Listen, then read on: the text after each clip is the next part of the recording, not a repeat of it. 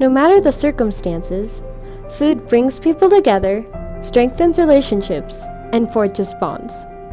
It's undeniable based off of what we experience at the dinner table all the time. But the question our group had was how? How could such important memories be made over something as simple as a loaf of bread?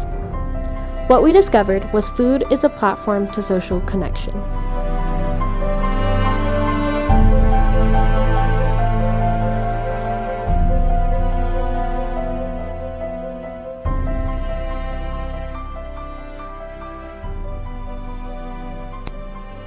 The famous playwright of ancient Athens, Euripides, once said, "When a man's stomach is full, it makes no difference whether he is rich or poor."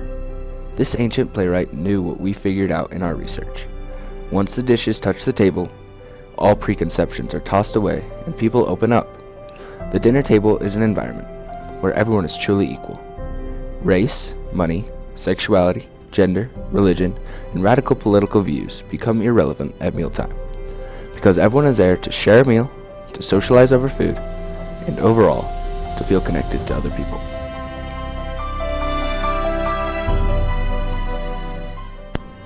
Eating dinner with your family teaches kids valuable skills for their future, like proper manners, how to maintain conversation, and even some cooking skills.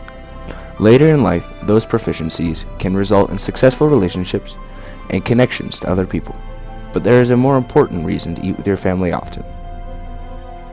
Using new data for the Organization for Economic Cooperation and Development, or OECD, analysts have found that students who do not eat dinner with their parents regularly are significantly more likely to ditch school.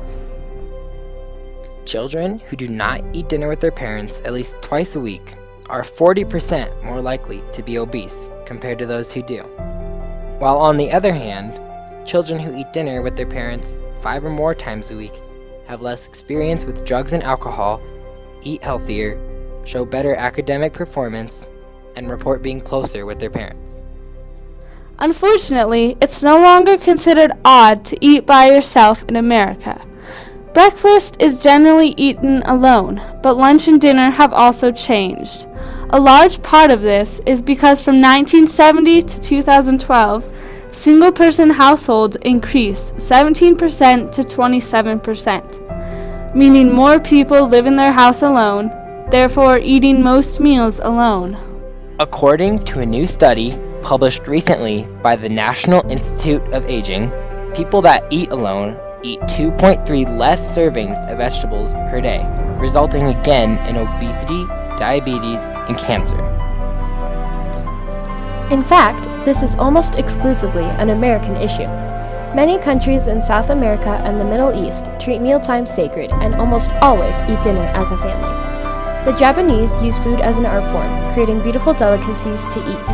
The people in France treat food as a composed and valuable dish, not just to eat, but to enjoy. But Americans, we simply eat in passing from one activity to another.